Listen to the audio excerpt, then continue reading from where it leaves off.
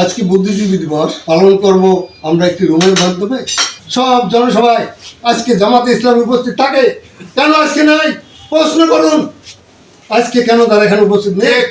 14ই December বুদ্ধিজীবী দিবসে, 16ই December স্বাধীনতা দিবসে তাদের কি বক্তব্য আসে, তারা কি বক্তব্য দেন, সেটা শোনার জন্যই আমি আজকে এখানে উপস্থিত হয়েছিলাম।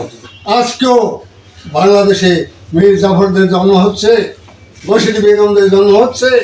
আজকে বুদ্ধিজীবী দিবস পালন করব আমরা একটি রুমের মাধ্যমে। কিন্তু আমি আসলে এই দিন দেখতে চাইছিলাম না যে একটি বদ্ধ ঘরের ভিতরে 14ই ডিসেম্বরের বুদ্ধিজীবী দিবস আলোচনা হবে। কে শুনবে? কে শুনবে এই ইতিহাস? এখানে যারা উপস্থিত আছেন, মুক্তিযোদ্ধারা, বয়স্ক, পুলিশ প্রশাসন, কে শুনবে এই বক্তব্য? কে শুনবে এই ইতিহাস?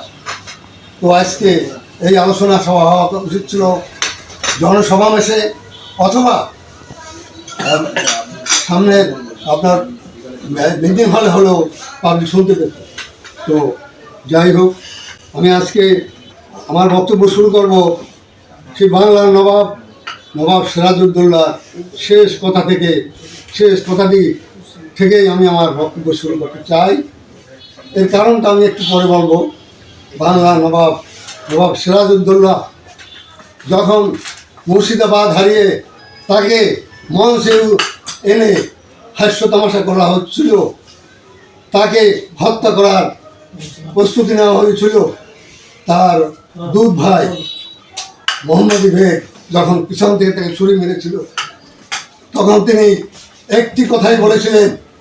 উনি অনেক কথাই বলতে পারতেন। উনি বিশ্বাসঘাতক মীর জাফরের কথা বলতে পারতেন, উনি ঘসেটি বেগমের কথা বলতে পারতেন, উনি অনেক বিশ্বাসঘাতকতার কথা বলতে পারতেন, কিন্তু উনি বলেছিলেন একটি কথাই, মৃত্যুর আগে শেষ কথাটি ছিল তার, হায় রে অবাগা দেশ। কেন বলেছিলেন হায় রে অবাগা দেশ? কেন বলেছিলেন? আজকে 200-300 বছর পরেও আপনারা উপলব্ধি করুন। আজকে এই জনসভায়, আজকে এই বুদ্ধিজীবী দিবসে, সব জনসভায় আজকে জামাতে ইসলামী উপস্থিত থাকে, কেন আজকে নাই? প্রশ্ন করুন আজকে কেন তারা এখানে উপস্থিত নেই?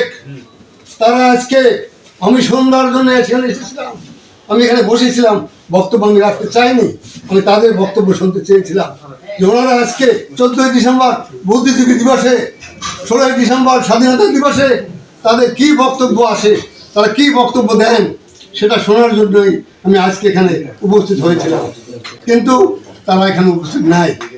সামনে তারা নির্বাচন করতে আসছে, তারা 1 নম্বর দলে আসছে, তারা ক্ষমতার লোভ দেখছে, তারা ক্ষমতায় যাওয়ার জন্য উদ্বিগ্ন। কিন্তু বাংলার মানুষ আজকে যে সেই নবাব সিরাজউদ্দৌলা শেষ কথাটি কেন বলেছিলেন আপনারা উপলব্ধি করুন। সেই মীর জাফরের বাংলাদেশ, আজকেও বাংলাদেশে মীর জাফরদের জন্ম হচ্ছে, বশির বেগমদের জন্ম হচ্ছে। তারাও এদেশে বিচরণ করছে, তারা এদেশে আছে, তারা এদেশে থাকবে, চিরদিন তারা থাকবে।